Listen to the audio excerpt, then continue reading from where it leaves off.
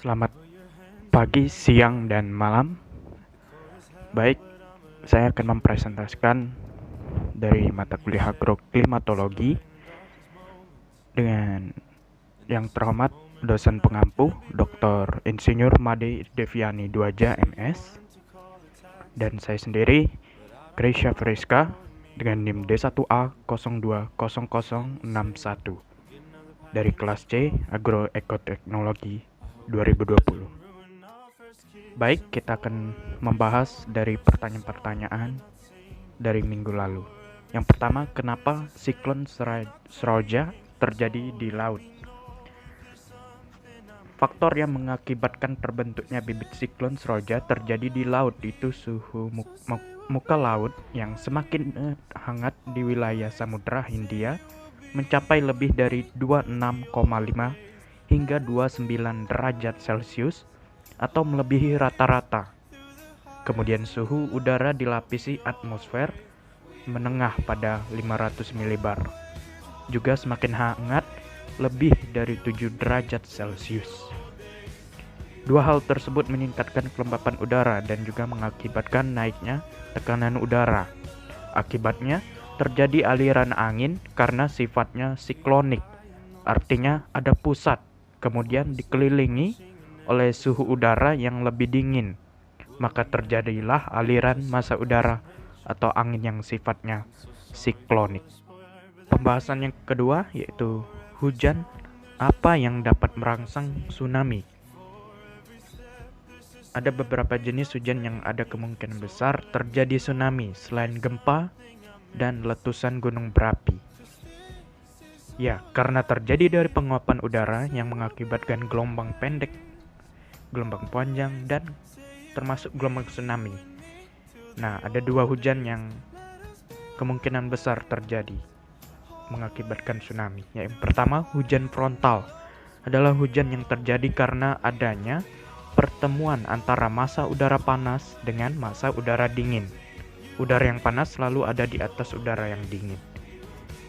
Yang kedua, hujan konveksi atau hujan zenital adalah hujan yang terjadi karena udara yang mengandung uap air naik secara vertikal, yaitu konveksi. Udara naik karena adanya pemanasan. Udara yang naik itu kemudian mengalami penurunan suhu. Pembahasan yang ketiga yaitu pengaruh rumah kaca atau pemanasan global terhadap pemanasan khususnya bumi. Yang pertama, dampak efek rumah kaca atau pemanasan global. Hal ini mengancam seluruh ekosistem akibat kenaikan suhu bumi. Dampak kedua adalah mencairnya es di kutub yang juga mengancam ekosistem. Yang ketiga, laut akan makin asam karena konsentrasi gas-gas rumah kaca yang semakin meningkat. Pembahasan yang keempat, pengaruh gelombang panjang, gelombang pendek, dan hubungannya dengan tsunami.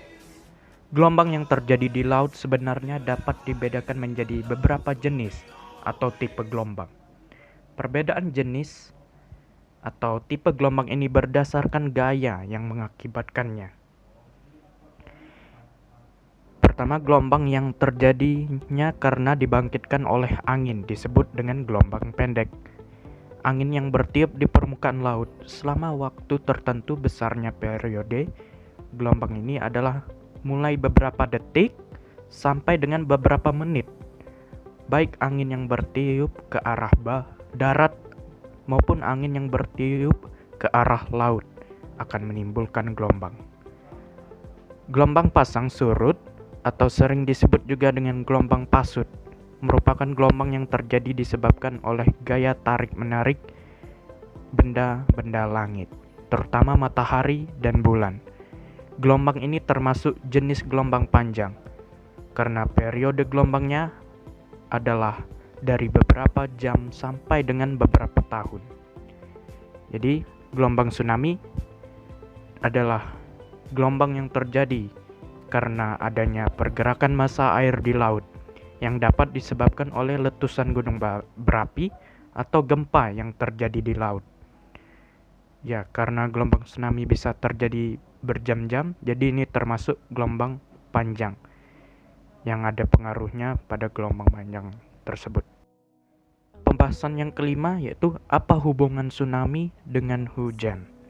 Selain gempa dan letusan gunung berapi yang faktor penyebab tsunami, hujan juga ada hubungan dengan tsunami, meski kemungkinannya kecil sekali terjadi tsunami.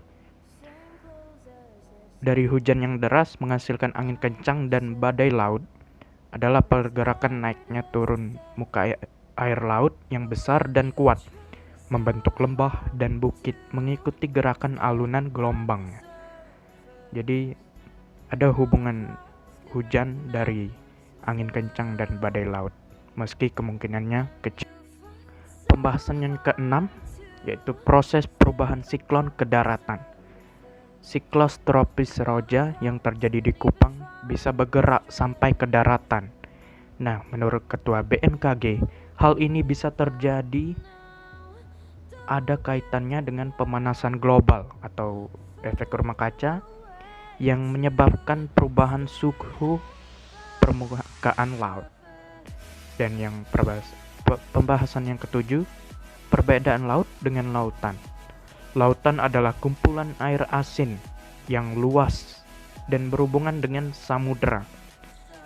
Dan samudera adalah laut yang luas dan merupakan massa air asin yang sambung menyambung meliputi permukaan bumi yang dibatasi oleh benua atau kepulauan yang besar.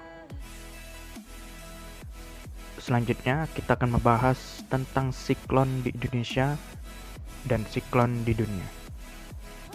Siklon adalah sebuah wilayah atmosfer yang bertekanan rendah yang bercirikan pusaran angin yang berputaran berlawanan dengan arah jarum jam di bumi belahan utara dan searah jarum jam di bumi belahan selatan.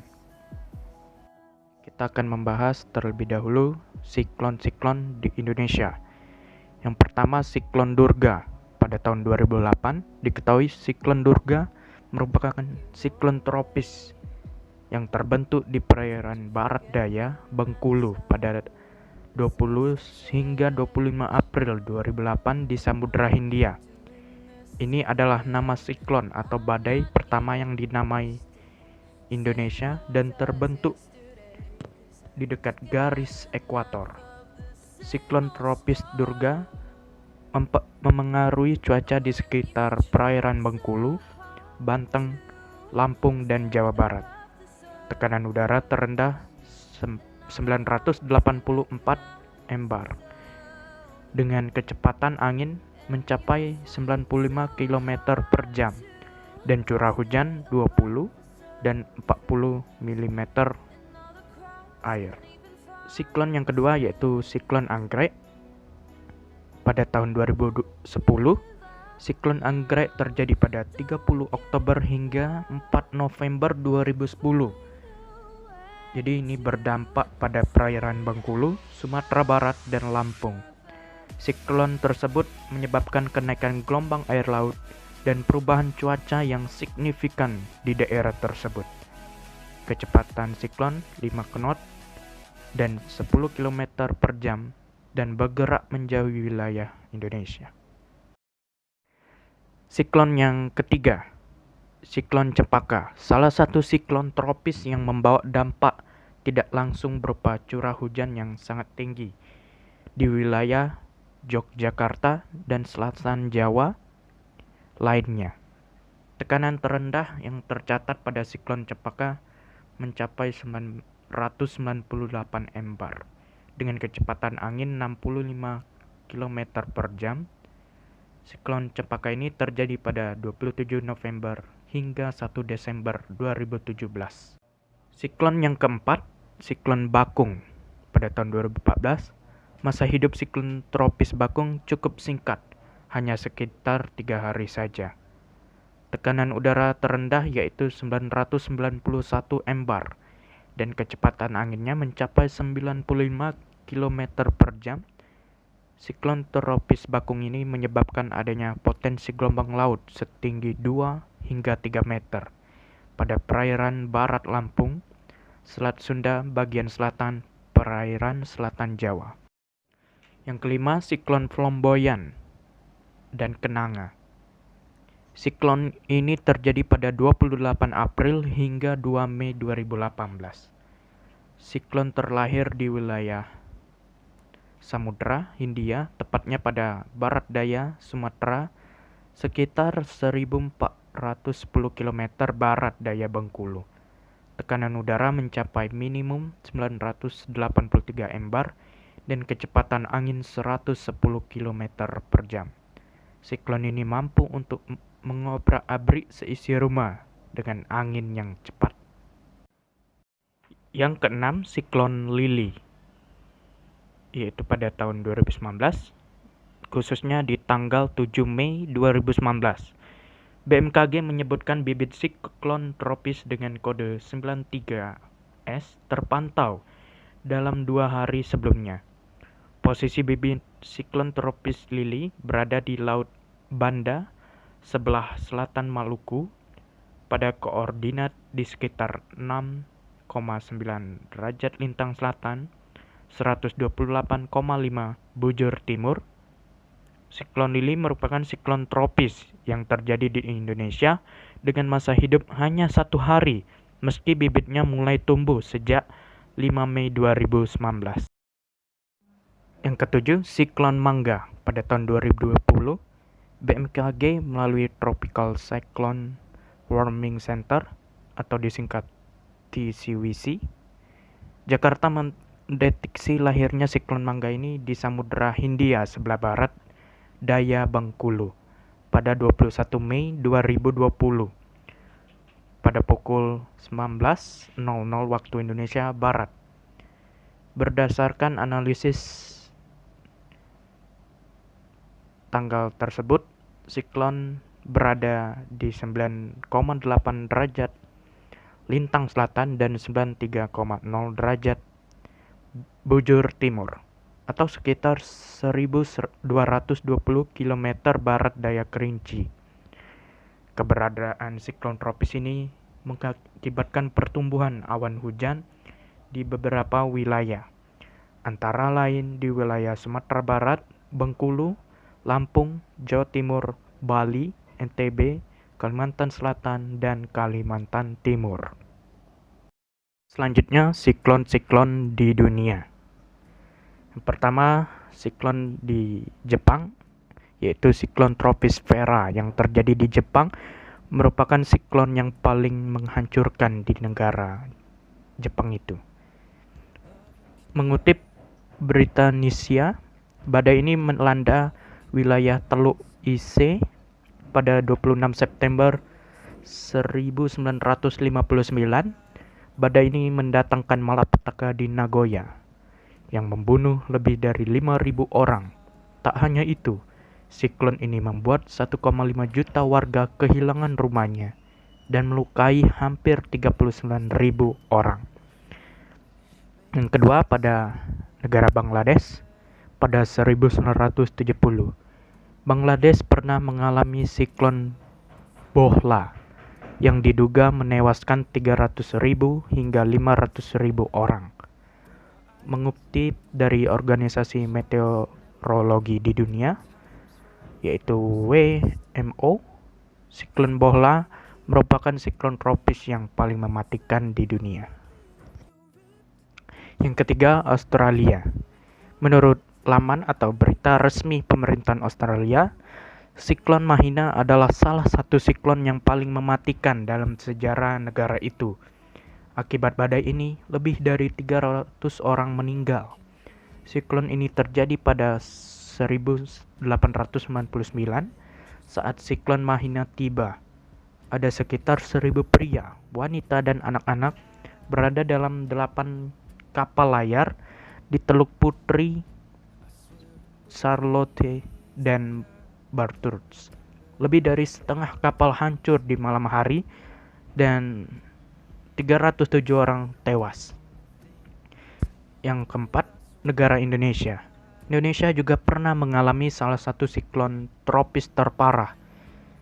Mengutip dari Kompas ID, siklon raksasa pernah menerpa Flores dan menewaskan 1.500 orang pada 29 April 1973. Negara yang kelima yaitu Amerika Serikat atau United States pernah mengalami siklon tropis yang menyebabkan banyak kehancuran.